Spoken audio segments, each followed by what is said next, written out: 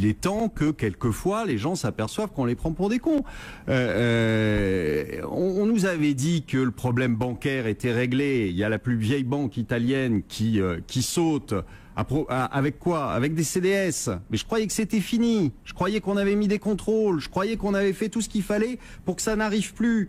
Et on a vu ici des gérants et des stratégistes défiler vous expliquant que le secteur bancaire, c'était le nirvana, qu'il avait monté de 100%, mais qu'il allait se refaire 100%. On s'aperçoit qu'on est en train de nous prendre pour des imbéciles. On nous avait dit l'Espagne, ça y est, c'est réglé. La vie est belle en Espagne. Non, la vie n'est pas belle en Espagne. Il n'y a rien de réglé du tout. Ils n'ont pas de croissance, ils n'en auront pas plus demain matin. Et arrêtons de penser qu'on peut tout régler systématiquement en imprimant des billets. Quand on imprime, quand on fait marcher la planche à billets, il y a un retour violent qui se fera à un moment ou à un autre. Mais ça n'était pas encore hier. Parce qu'on va le payer cash, cette histoire. Mais ça n'était pas encore hier. Le jour où ça va péter, c'est le jour où on va avoir, de fait, on va être obligé soit de faire un haircut sur l'ensemble des dettes mondiales, parce qu'il faudra bien y arriver à un moment, parce que sinon on est parti pour la gloire, et soit vous aurez un effondrement des monnaies, parce qu'à force d'en créer, elles ne valent plus rien.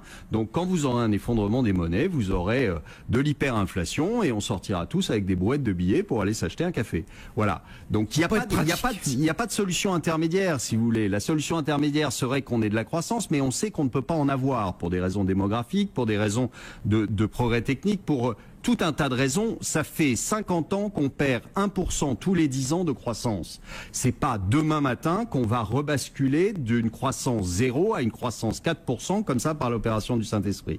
On voit des chiffres de plus 21% d'exportation en Chine, sauf que, pas de bol, on voit des importations qui diminuent partout. Donc on se demande où sont les bateaux. Peut-être qu'ils ont coulé. Il faut prévenir la Lloyds, qui va pas être contente.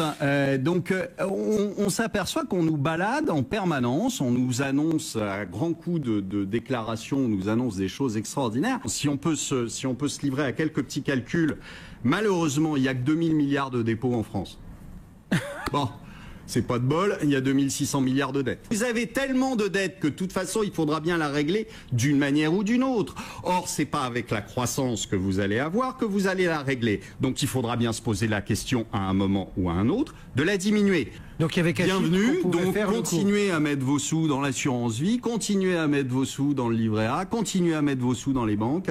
Ça va bien se passer. Non mais on peut pas appliquer le cas chypriote à l'ensemble. Ah du monde. Mais oui, non, mais c'est ce qu'on disait à chaque fois. Attendez. On peut pas appliquer le cas grec aux autres, on peut pas appliquer le cas espagnol aux autres, on peut pas. Sauf que, comme le dit Cédric, à chaque fois, on dit non, ça ne peut pas arriver, sauf que ça arrive. Et à chaque fois, on dit ah ben oui, mais comme le précédent intervenant, on dit ah mais oui, mais à condition exceptionnelle, mesure exceptionnelle. Tout peut justifier dans ce cas-là. Tout peut se justifier. On peut tout fantasmer. Mais on peut tout fantasmer. Il n'y a pas beaucoup de fantasmes dans cette histoire. C'est les seuls fantasmes qu'il y ait, c'est que les gens n'aient pas peur, que les gens continuent à se faire tondre, que les gens continuent à investir dans des marchés actions alors qu'ils vont se faire rincer à l'évidence.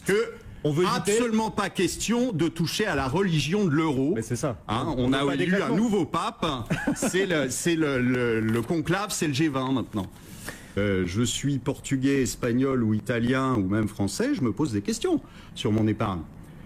J'ai des sous en banque. Qu'est-ce qui empêche demain matin, Monsieur Hollande, une fois qu'il se sera retourné, parce que là pour l'instant il voit rien, la crise elle est dans son dos, donc il voit rien, mais une fois qu'il sera retourné, qu'est-ce qui l'empêche de faire exactement la même chose? Une fois qu'on aura bien tapé sur tout le monde avec les impôts et que les impôts ne rentrent plus, eh bien la solution, visiblement, c'est le braquage à la chypriote.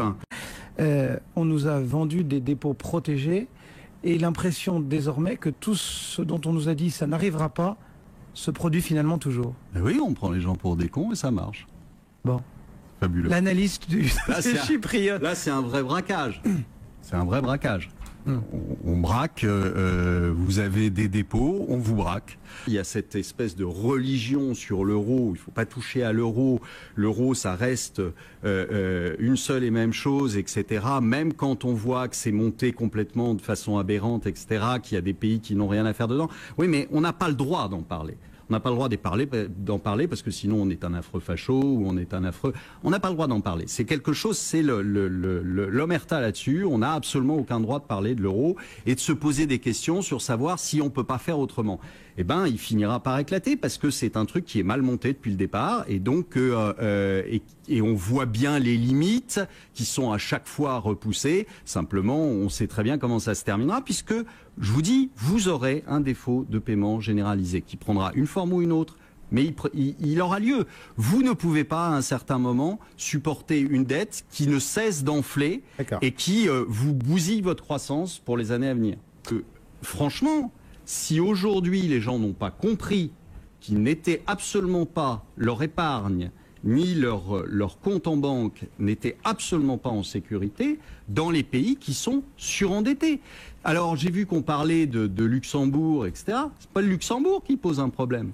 Oui, bien sûr. C'est l'Italie, c'est l'Espagne, c'est la Grèce, c'est le Portugal, c'est la France. Faut pas se faire d'illusions non plus. On parle de... Et on a des marchés qui sont au plus haut. Enfin, vous le soulignez jamais. Passionnant. Et on a des récessions dans tous les pays d'Europe et on a des marchés qui n'arrêtent pas de monter. Le creux est derrière. Passionnant aussi. Vous ne le dites jamais. Le creux est pas Jamais derrière. En octobre, Monsieur Hollande nous disait que la crise était derrière nous. On la voit bien d'ailleurs. Elle est bien derrière. Comme ça, en nous disant, mais ne vous inquiétez pas. Et je vous dis, c'est uniquement parce que il faut que le mouton se tienne tranquille pour qu'on puisse le tondre beaucoup plus facilement. C'est tout. C'est à ça que ça sert et c'est pas autre chose. Bon, on n'a plus qu'à bêler alors. Mais c'est ce qu'on fait tous les jours. Le free, on est en train d'aller dans le mur et tout le monde se réjouit. Alors, ça vous plaît parce que on va se prendre 30 ou 40 points sur le CAC 40 quand on va se ramasser sur l'euro, sur le yen, sur le dollar et qu'on va se ramasser en plus sur les indices actions, je pense que vous rigolerez moins. Monte. Les commandes à l'industrie, elles sont en baisse faramineuse malgré la chute du yen. Alors, il faut arrêter. Ça n'est qu'un artifice pour faire monter les marchés. Ça n'est qu'un artifice pour faire monter les marchés. Simplement pour que le benet croit que tout va bien. Puisque les marchés montent, ça veut dire que l'économie va bien. Et donc, ce que je vous ai dit la dernière fois, pour se faire tondre beaucoup plus facilement. C'est une manip pour tous et c'est sans arrêt sur les chiffres, c'est sans arrêt sur les données. Sans dette, donc on a un problème. Qu'est-ce qu'on fait quand on a largement tous dépassé les 100%? Eh ben, on se dit, soit on réduit la dette, c'est pas facile, on le voit. Soit pour se donner un tout petit peu d'air, il faut qu'on augmente le PIB. Mais là non plus, c'est pas facile parce qu'on n'a pas de croissance. Donc qu'est-ce qu'on fait? Eh ben qu'est-ce qu'on fait? On change les règles du jeu et puis tout d'un coup, on va calculer autrement le PIB. Voilà, on rajoute 300 milliards comme ça et puis évidemment à ce moment-là, la dette par rapport au PIB retombe en dessous des 100% et ça nous donne un bol d'air pendant quelques mois ou quelques années. Calculer autrement, ça veut pas dire calculer n'importe comment. Là, on va intégrer dans le calcul de la croissance américaine la création de brevets, la recherche, des choses qui font partie de l'économie du 21e siècle. Tout à fait. On actualise les méthodes de calcul. Tout à fait. Visiblement, vous adorez qu'on vous prenne pour un con, quoi. Ça marche bien. Ça marche super bien. À chaque fois qu'on a un problème, on change. On change la méthode de calcul. C'est quand même ce qu'il y a de plus facile. On actualise Au lieu de se poser des questions sur savoir comment on rembourse une dette, ou comment on l'annule, ou comment on en crée moins, ou comment on en crée plus du tout, ou comment on va vivre avec une croissance qui va de toute façon être très faible. Eh ben non, on se dit ah bah tiens, si on changeait le thermomètre, ça serait quand même beaucoup plus facile. Vous évoquiez brièvement les États-Unis et vous êtes un farouche pourfendeur des chiffres américains.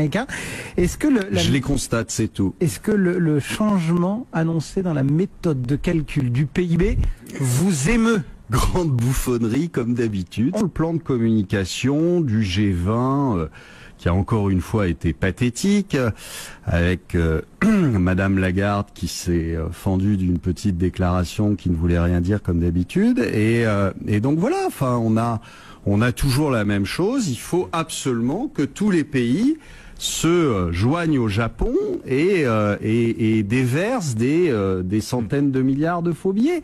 On voit que ça marche pas, donc il faut bien qu'on y aille tous, parce que quand un truc ne marche pas, c'est bien évident qu'il faut quand même augmenter encore les positions. Le Japon, il n'y a pas un chiffre fondamental qui vient montrer que la politique marche. Eh ben oui, mais continuons. Les États-Unis, tous les chiffres qui sont tombés depuis un mois sont quand même franchement mauvais. Montrent un ralentissement. C'est pas grave. On va continuer. Ah mais non, mais c'est pas l'histoire du verre à moitié vide. C'est des faits, c'est des chiffres. Alors arrêtons de dire des choses qui sont fausses en permanence en disant que ça a repris aux États-Unis, que le chômage baisse aux États-Unis, c'est faux. C'est archi faux. Vous avez d'un côté des chiffres qui tombent, qui sont mauvais. Certains. Et puis de l'autre côté, vous avez des déclarations où on vous dit, on vous balade, on vous dit ça y est, c'est la reprise au Japon. Non, c'est pas la reprise au Japon. Le précédent intervenant, comme moi, on le dit, le Japon, c'est mort, c'est cuit. C'est fini. Il n'a pas dit c'est mort. Terminé. Il a dit il y a un mur. Il y a un mur, il a dit c'est mort. C'est mort. Aujourd'hui, c'est un acte désespéré qui consiste à inonder le Japon de monnaie. Rien. Elle pourrait annoncer des aides aux banques qui apportent des crédits aux... Oui, bien sûr. Vous avez vu des banques qui apportaient des crédits aux PME, vous? Pour l'instant, il n'y en a pas. Donc, et ça va pas changer, croyez-moi. Elle va pas... il y en a beaucoup qui risquent de ramer pendant un bon bout de temps. Oui, ça va être les Daboville de la finance. Olivier de la Marche et son petit voisin qui s'appelle le Japon, où j'ai vu votre stratégiste, j'avais l'impression que j'avais pris l'apéro et que j'étais un peu sous. C'est le pays des bisounours, tout va bien, donc le Japon va très très bien. Je pense qu'on va bientôt rigoler sur le Japon quand on va voir les vrais chiffres de la croissance japonaise, qui ne redécollera pas, évidemment. Les marchés n'ont absolument rien anticipé depuis des années. Ils réagissent à des chiffres. Vous pensez bien que les programmes trading à la milliseconde, ça n'anticipe rien. Ça réagit. Il fait partie du système et il va pas vous dire le contraire. Il va pas vous dire que ça va pas. La seule chose qui est réelle, c'est que pour l'instant, moi, je vois pas les choses s'arranger. Puis vous êtes allé largement au-delà du point de non-retour et que il va falloir malheureusement, c'est ce que je dis depuis des mois, mais il va falloir malheureusement qu'on paye l'addition. Et c'est pas ceux qui ont créé l'addition qui vont la payer, c'est nous.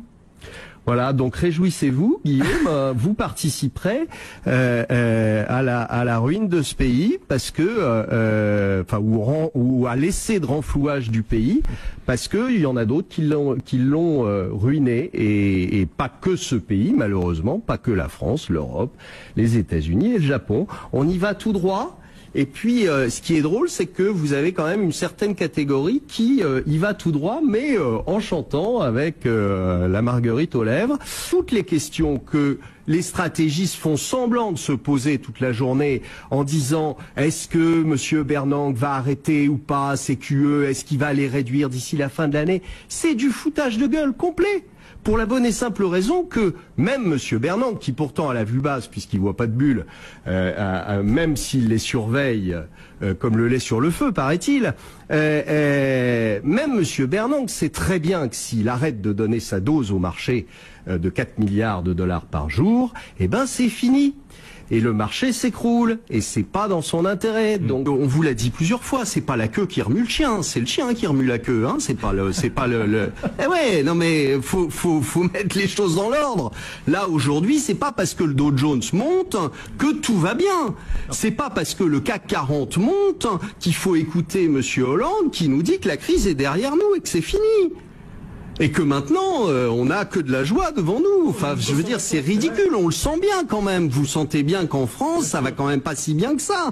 Bon, est-ce que ça justifie un CAC à 4000 ? Non, évidemment que ça le justifie pas. Les États-Unis, on vous l'a dit plusieurs fois, cessez d'attendre que Monsieur Bernanke vous dise quelque chose d'intelligent. Ça n'arrivera jamais.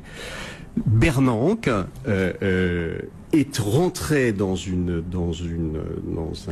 un système où il est obligé de continuer son quantitative easing. S'il l'arrête, end of the game. On ferme la lumière, c'est terminé. Ça sera exactement la même chose que au Japon, vous allez vous retrouver effondrement économique. Regardez les chiffres qui sortent aux États-Unis. C'est pas des bons chiffres.